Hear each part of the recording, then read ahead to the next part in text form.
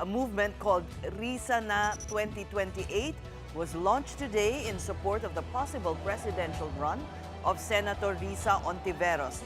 The push is from Akbayan, Magdalo, and other groups made up of women, youth, and labor. At the UP Bahay alumni earlier today, a signature wall stood to prompt Ontiveros to take a shot at the top post. Ontiveros has yet to declare, but she has since said she is open to the idea of being standard bearer for the traditional opposition. And one staunch supporter of Risa is with us tonight. Welcome to the big story, former Senator Sani Trillanes.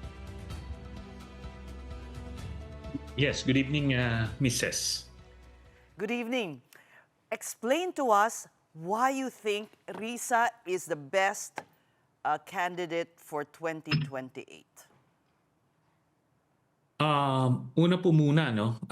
I think kailangan munang ma-explain kung bakit ni-launch itong Risa na movement at this time.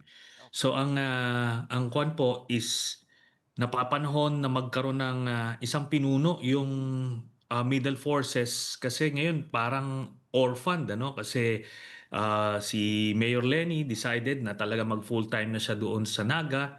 So wala mo yung namumuno. So ito na ngayon ang reason. Tapos in light of what's happening right now in the Senate as impeachment, kailangan talagang may gumagabay dito sa mga middle forces na ito. Then pangalawa, ito nga yung 2028. Kasi yung preparation should start early kasi nung last time it did not work at sila Sara nagsimula na, so kailangan magsimula na rin. Now si Risa, aside do sa kanyang qualifications na alam naman natin na talagang nag-excel siya in her previous mga professions, educational background. Then, yung kanyang pinakita ng pakikipaglaban para sa iba't ibang interest ng mamamayan. So, tsaka hindi siya na-intimidate sa mga dambuhalang mga politiko na nag-o-oppress ng mga kababayan natin. So, with all this, siya talaga ang nararapat. So since you're supporting her bid, will you submit her name to the process that the traditional opposition will have in choosing a single candidate for the group? Actually, we were the ones who pushed for that. Since last year, we have been trying to consolidate all those who are interested in running for the 2028 elections. But then Mayor Lenny begged off from that, and Senator Bam is non-committal. So it's only Senator Risa who is left. So ganun po, kaya nawala na yung proseso na yun. Wala na ba? Hindi na yun. I understand there's 3 different groups within the opposition that are trying to make a sort of primary kind of process. Yun nga po, no, marami pong mga iba't ibang sektor na kasama doon. I'm part of that facilitating group early on hanggang late last year, tapos early this year we have been pushing simula na yung proseso. Kaso nga nung kinukuha yung commitment ng mga prospective candidates, nag-beg off si Mayor Lenny. Tapos non-committal si Senator Bam. So isa na lang ang open to running. I understand your concern na parang wala ng time kung mag-aantay pa. Pero how do you feel that, ang dami pa rin nag-aantay sa mga hanay ninyo na magpalit ng isip si Mayor Lenny? So hanging kayong lahat because there's still that hope that she will run for president again. Dalawa ho kasi ang option, Mrs. Is either you do something or you do nothing. That's true. Kung sasabihin mo mag-aantay ka, next year pa raw eh. paano yon? So in the meantime, we're giving Sara Duterte a head start. Paano naman yon para naman tayong malakas na pinapartidahan Okay. natin yung kalaban. O, sige. Remember, it did not work noong 2022. I don't see any reason why it would work now. Tapos marami na rin mga taong ready to go na at nirerespeto nila yung desisyon ni Mayor Lenny na hindi na siya tatakbo ng national at tatapusin niya yung 3 terms niya sa Naga. Eh di bakit hindi nyo kunin ang endorsement ni Mayor Lenny? Yun nga po ang inaasam natin na since nagsabi na siyang hindi siya tatakbo, dapat it's incumbent upon her to endorse kung sino man, either si Senator Bam or si Senator Risa. But it's up to her. Ngayon, kasi I believe marami nang nagpilit o nagsubok na i-convince siya, pero steadfast siya sa kanyang decision na she will finish her term in Naga. Okay. Now, if we can go to the happenings at the Senate, and madalas mong katunggali si Senator Alan Peter Cayetano noong nandun pa kayong magkasama. Yes. Is there a chance, will he give in or will he, knowing him, will he insist that he still is the legitimate Senate President? Knowing Alan, he will exhaust all means para manatili siya sa pwesto. So, meron na siyang history when he was the Speaker sa House of Representatives. Hindi niya inonor yung term sharing agreement na pinag-agrihan nila with Congressman Lord Velasco. So when his time was up, ang ginawa niya, he lobbied initially kay then Mayor Sara Duterte. Nung inisnab siya, punta siya kay Digong na sinasabihan na siya na you honor the agreement pero hindi niya kayang i-honor. So kinandado niya yung session hall. Tapos prevent niya yung grupo nila Congressman Velasco from entering the session hall until it was really untenable. So yun doon lang siya nag-give in. So ganun din yung gagawin niya dito. So we expect I think- more efforts to still cling on. Yes. Kasi in denial stage pa siya ngayon eh. Okay. Hindi pa niya matanggap na natanggal siya. Wala no? pa siya sa So, acceptance and ano ba yung next? Yan, acceptance stage. Ngayon, nasa anger stage siya eh. Parang inaano niya eh. Kumaga, nilalaban pa niya. He refused to accept na naisahan siya. Kaso maliwanag eh. Yung mga nangyari. Tapos nawalan na sa kanya. Yung mga empleyado ng Senado, ang sinusunod na si Acting Senate President Sherwin Gatchalian. So yun na yun. De facto leader na talaga si Senator Win. You know, Senator, maraming are contemplating filing cyber libel charges against the I don't know if you can call them soldiers, ex-Navy men, Yes, some of ex-soldiers. them, who, and your name was again mentioned, pati yung ICC at etc. Are you also going to do the same? Because apparently this is not considered an official hearing, and so they don't have parliamentary immunity.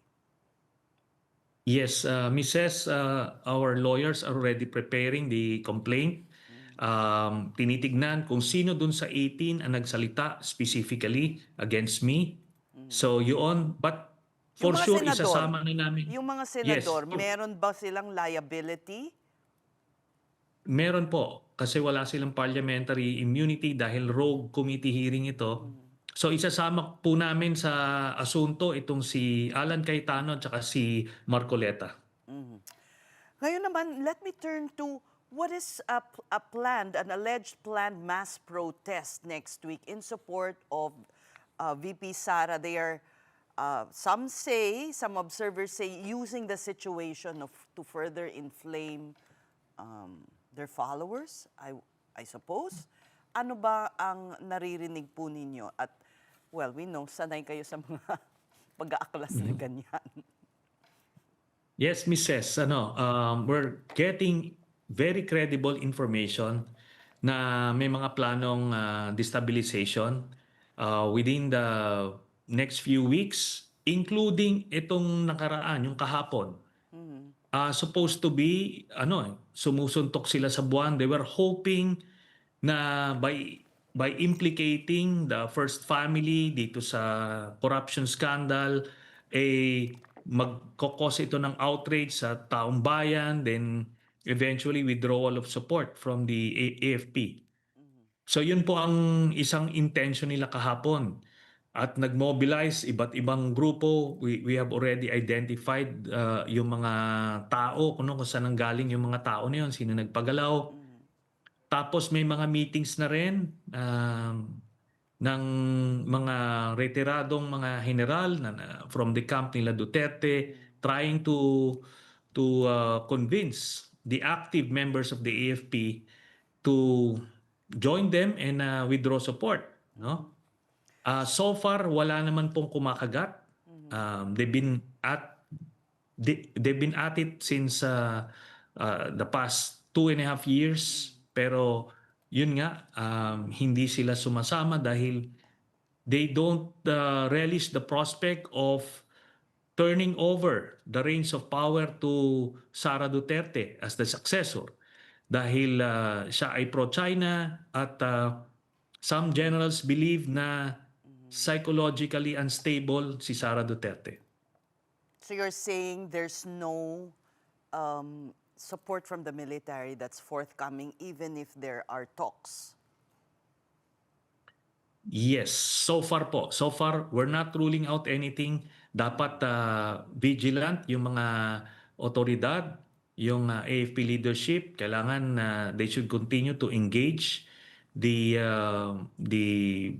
at least command structure, So dahil meron pong, yeah. itong mga nakakausap mo ba sa military, are they active and are they, that candid about their comments?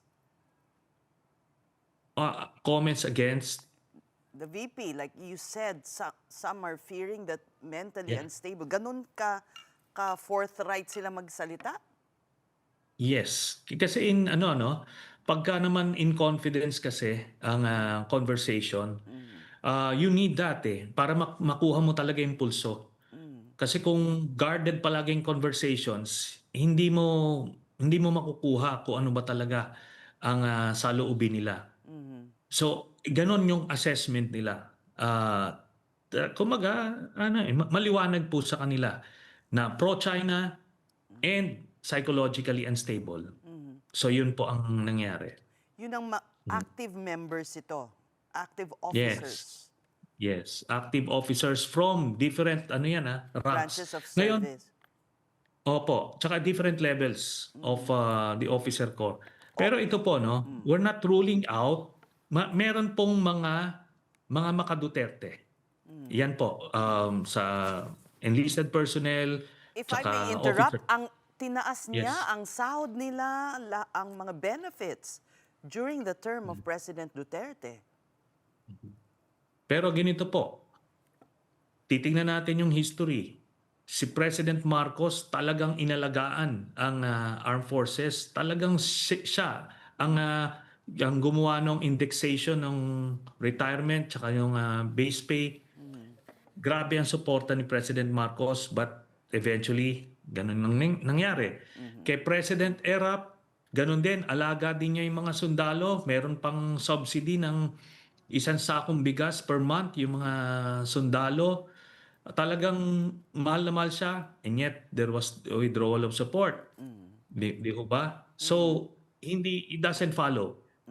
Kasi alam nila kung ano yung tama, ano yung mali. Pero, ito po yan. Okay. Yung mga maka-Duterte na officers, hindi na napopromote. Yun ang masasabi natin, na ma-marginalize na sila. Oh. Bakit ganon? Are they capable naman? Is that... Ganito po kasi yan, sa Board of Generals, pag nagbibigay sila ng mga recommendations, eventually yung sa selection prerogative ng mga commanders. Lahat sila capable dun sa shortlist na yon. Okay. Pero ano sila alam niyo yung mga blind followers ni Duterte, iba ang nakita niyo yung si General Aplaska, yung sa Sergeant at Arms. Ganon ang mindset ng mga Duterte. Talagang may sense of impunity. So wala silang kakayanan, if ever, to wala silang troops, itong mga Duterte allied military.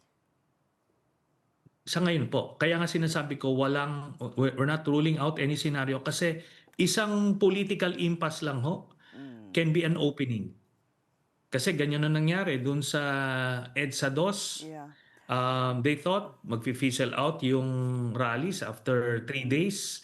But eventually, Yeah. nagtuloy-tuloy. Ganun na nga po nangyari. So, hindi talaga pwede magkumpiyansa kasi determinado po yung kampo nila Sara na labanan na itong impeachment at makabalik sila sa poder, whether 2028 or earlier. Pero ganito pa rin Ayan ba po. yung playbook na kailangan withdrawal of support from the military? It's old playbook. Yeah. Pero so far, in history, yun po yung nag-work. EDSA 1 and EDSA 2. Both are technically withdrawal of support. Yung mga ginawa namin noon, ginawa ng RAM, yung classic coup d'etat, hindi naman po nag-work yon. So, ito ho yung kanila. Tapos, ang very safe pa yan dun sa mga plotters kasi dudungaw lang sila pagkaan nasa brink na. Kaya hindi sila pwedeng ikulong prematurely kasi hindi pa naman tumatawid ng linya. So, kaya ganyan po ang nangyari. Okay. Now, let me ask you personally, ano naman ang plano ninyo sa 2028?